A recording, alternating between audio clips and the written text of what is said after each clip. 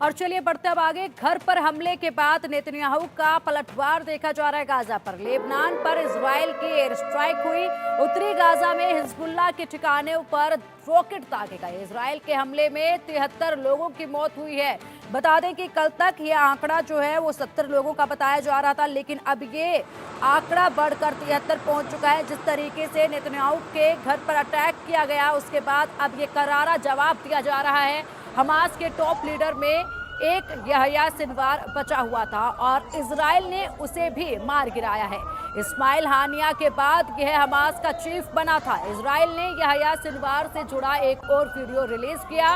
इस वीडियो में Sinwar Gaza की एक सुरंग में परिवार के साथ जाता हुआ नजर आया। इजराइल डिफेंस फोर्सेस के मुताबिक सिनवार का ये वीडियो पिछले साल 7 अक्टूबर को इजराइल पर हुए हमले से पहले का है। इजराइल की तरफ से जारी किए गए वीडियो में सिनवार 6 अक्टूबर की देर रात अपनी पत्नी और बच्चों के साथ एक सुरंग में आते जाते देखा जा सकता है। वे सभी बंकर में अपने लिए सामान लेकर जा रहे थे। इस बंकर को बाद में आईडीएफ ने खोज निकाला था। आईडीएफ के प्रवक्ता डेनियल हगारी ने बताया कि ये सुरंग दक्षिणी गाजा के खान यूनिस में सिनवार के घर के नीचे थी। हमास लीडर यहया सिनवार की मौत गाजा में लोगों के लिए मिसाल बन रही है। मीडिया रिपोर्ट के मुताबिक हमास सिनवार की मौत से पहले की वीडियो से लोगों को जोड़ने की कोशिश कर रहा है। एक चैनल के इंटरव्यू के दौरान गाजा के अदेल रजाब ने कहा कि सिनवार मिलिट्री वेस्ट पहने हुए लड़ता हुआ मरा है। घायल होने के बाद भी उसने लाठी से लड़ाई की। हीरो इसी तरह मरते हैं। हालांकि इस तरह की बातों की कोई पुष्टि नहीं है। एक और नागरिक रशा के अनुसार बताया गया कि इजराइल कहता था कि सिनवार सुरंगों के अंदर छिपा रहता है और अपनी जान बचाने के लिए बंधकों को ढाल बनाता है। मगर कल हमने देखा कि वह रफा में इजरायली सैनिकों को मार रहा था, जहां उन्होंने मई से कब्जा कर रखा है। उसके लिए वह एक शहीद है। इससे पहले सितंबर में हुए एक सर्वे में ज्यादातर गाजा के लोगों ने कहा था कि उन्हें 7 अक्टूबर को इजराइल पर किया हमला गलत लगता है। सिनवार जंग चाहता है, जिसकी वजह से हमें परेशानी हो रही है। यानी सिनवार को दोषी मानने वाले लोग उसे अब शहीद बताने लगे हैं। इधर इजराइल डिफेंस फोर्सेस का कहना है कि 16 अक्टूबर को रूटीन ऑपरेशन में दक्षिणी गाजा की एक इमारत पर हमला किया गया था। इसमें हमास के 3 सदस्यों के मारे जाने की खबर आई। बाद में पता चला कि इनमें से एक यहया सिनवार है। इसके बाद इजराइल के पीएम बेंजामिन नेतन्याहू और विदेश मंत्री इजराइल काटुज ने गुरुवार रात 17 अक्टूबर को सिनवार की मौत की पुष्टि की। सिनवार की मौत के बाद उसके फोटो सोशल मीडिया पर वायरल हो रहे हैं। इसमें उसके चेहरे, दांत और घड़ी से दावा किया गया है कि मारा गया शख्स यहया सिनवार है। सिनवार की मौत की जांच के लिए डीएनए टेस्ट किया गया। हमास नेता खलील अल हया ने भी 18 अक्टूबर को सिनवार की मौत की पुष्टि कर दी थी। इससे पहले 23 सितंबर को भी सिनवार की मौत का दावा किया गया था। हालांकि बाद में वह गलत साबित हुआ था। बता दें कि इजराइल पर पिछले साल 7 अक्टूबर को हुए हमले के 3 अहम किरदार थे। तीनों अहम किरदार हमास के टॉप लीडर थे। ग्राफिक्स के जरिए बताते हैं कि हमास के टॉप के 3 लीडरों को खत्म कर दिया गया।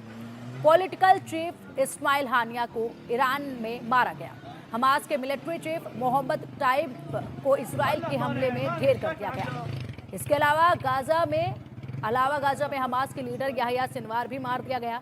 बता दें कि 31 जुलाई को ईरान में हानिया के मौत के बाद सिनवार ही संगठन का नया चीफ बना था। हमास के मिलिट्री चीफ मोहम्मद टाइब की 13 जुलाई को ही एक हवाई हमले में मौत हो गई थी, जिसकी पुष्टि 1 अगस्त को हुई थी। ऐसे में हमास की टॉप लीडरशिप में सिर्फ सिनवार ही बचा था। लिहाजा इजराइल का पूरा ध्यान इस वक्त सिनवार को ढूंढकर उसे मारने पर ही था।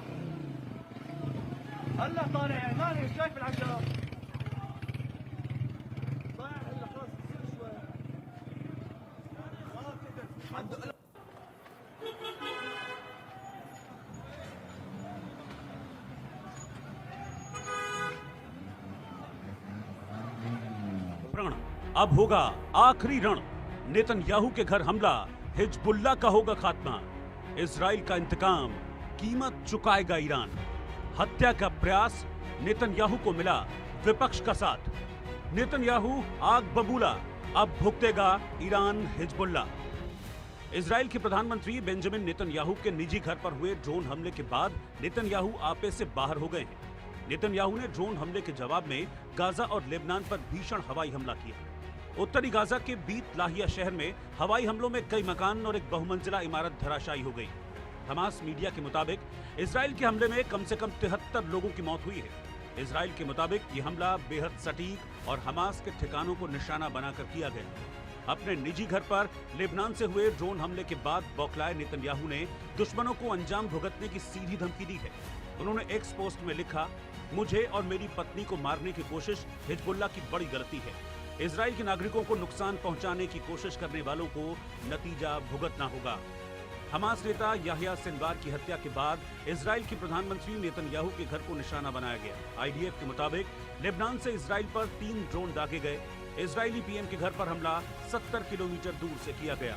हालांकि इजरायली फोर्स ने 2 ड्रोन को मार गिराया, लेकिन तीसरे ड्रोन को रोकने में विफल रहे।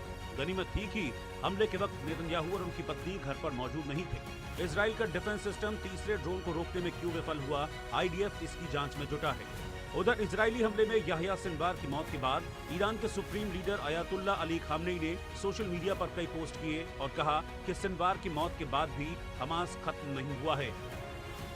इजराइल ने हमास के चीफ याह्या सिनवार को चांस एनकाउंटर में मार गिराया। इजराइल पर 7 अक्टूबर 2023 में हुए हमले का मास्टरमाइंड याह्या सिनवार ही था, जिसकी इजराइल को लंबे अरसे से तलाश थी।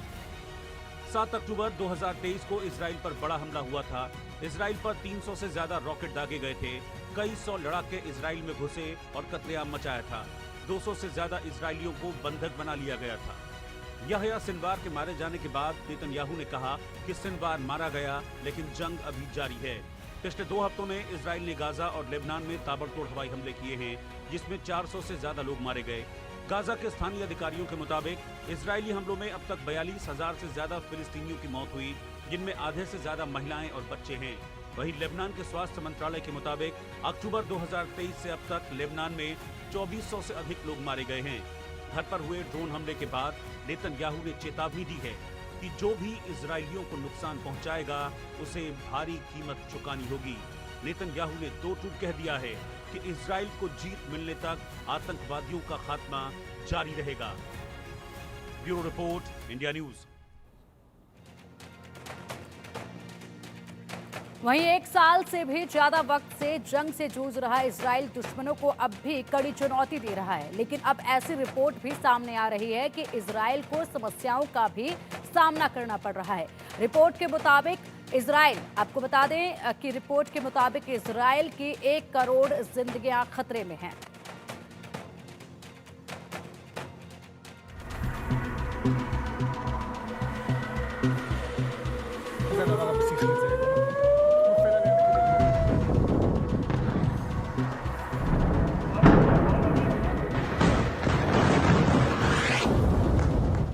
मिडल ईस्ट में इस वक्त कोहराम, संग्राम, बमबारी, अटैक दर अटैक से हर तरफ हाहाकार मचा हुआ है। अवाम में खौफ है, चैन से रहना नामुमकिन हो गया है। सांसों पर बनाई है, क्योंकि अब क्या, कैसे और कहां से हमले हो जाएं, कुछ कहा नहीं जा सकता। और ये कोई 1-2 दिन या 1-2 हफ्ते या 1-2 महीने की बात नहीं, बल्कि पूरे 1 साल से ज्यादा का वक्त गुजर चुका है। मिडल ईस्ट धधक रहा है। शहर के शहर खंडहर में तब्दील हो चुके हैं। बेबसी और मजबूरी के आलम में हजारों लोग दर बदर की ठोकरें खा रहे हैं। जंग जब भी होती है तो सिर्फ जानी नुकसान नहीं, बल्कि माली नुकसान भी ज्यादा होता है, जिसका असर अब इजराइल पर साफ दिखने लगा है।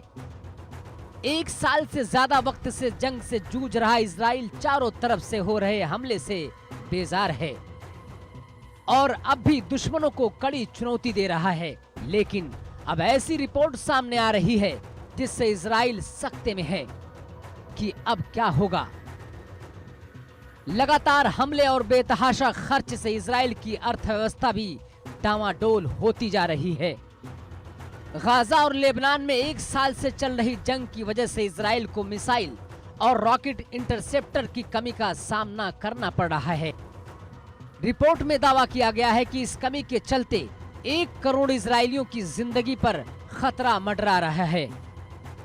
एक्सपर्ट और पूर्व सैन्य अधिकारियों की माने तो अगर ईरान अब हमला कर दे तो इजराइल में भारी तबाही मच सकती है। ईरान अभी एक बड़ा हमला करता है तो इजराइल की वायु रक्षा प्रणाली पूरी तरह प्रभावित होगी। इजराइल कई लेयर वाली वायु रक्षा प्रणाली का इस्तेमाल करता है, जिसमें आयरन डोम, डेविड्स स्लिम और एरो सिस्टम शामिल हैं। आयरन डोम छोटी दूरी की मिसाइलों को रोकने के लिए जाना जाता है, जबकि डेविड्स स्लिंग मध्यम दूरी की और एरो प्रणाली लंबी दूरी की बैलिस्टिक मिसाइलों के लिए है। हालांकि लगातार हमलों और बेतहाशा खर्च की वजह से अब कमी देखी जा रही है। बता दें कि 7 अक्टूबर 2023 से अब तक हमास ने 20,000 से ज्यादा रॉकेट और मिसाइलें दागी हैं। इस तरह ईरान ने भी इजराइल पर कई हमले किए हैं। ईरान ने बीते दिनों इजराइल पर बड़ा मिसाइल हमला किया है।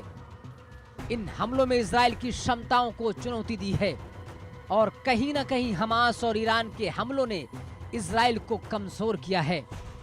हालांकि इजराइल की मुश्किल घड़ी में अमेरिका डटकर सामना करता रहा है और हर मौके पर इजराइल का साथ देता रहा है। अमेरिका ने अभी हाल ही में इजराइल को थर्मिनल हाई एल्टीट्यूड एरिया डिफेंस यानी कि थार्ड मिसाइल और 100 सैनिक भेजे हैं। थार्ड एक शक्तिशाली मिसाइल रक्षा प्रणाली है, लेकिन जिस तरह से इजराइल के खिलाफ ईरान, लेबनान, सीरिया और इराक की तरफ से आक्रमण किए जा रहे हैं, उससे यही लगता है कि अभी महायुद्ध बाकी है। Bureau report, India news.